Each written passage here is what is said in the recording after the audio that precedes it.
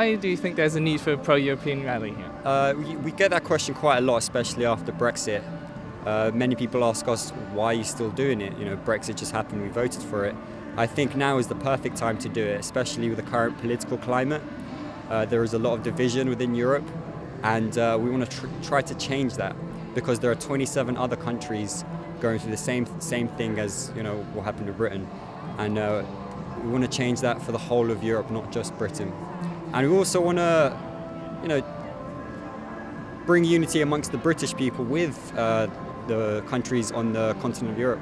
Although we are mostly celebrating the culture of Europe, I think a big part of that is, you know, culture affects the political in that sense. If we bring this idea of unity and solidarity to light, then that will affect the political climate that's currently happening. The young people voted against Brexit, as we all know, in last year's referendum, but the majority of the people voted for Brexit. What is our role in this situation?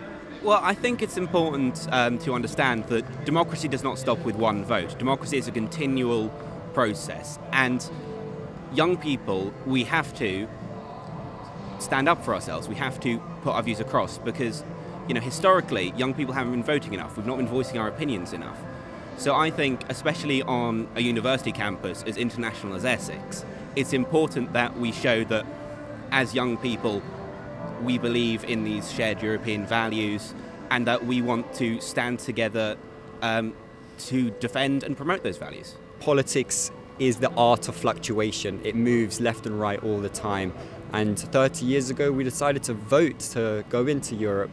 Now we decided to leave, and, you know, hopefully in the future we decide to go back in, and that is why we want to change that now, because we don't want to wait until that vote happens. We want to, you know, plant the seeds of unity and solidarity now. How do you see the future Anglo-European relationship, culturally and in any other sense? One of my main worries is Britain culturally being and feeling separate from the continent of Europe, because that leaves, you know, less of a future for us. Although I kind of do see that kind of happening, especially the British. We're already an island, we're already physically separate from the continent.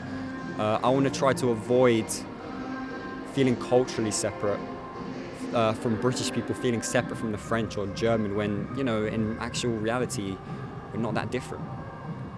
We view ourselves as more internationalist than previous generations did, and we want to sort of protect our identity, not just as British people, but as Europeans, as citizens of the world.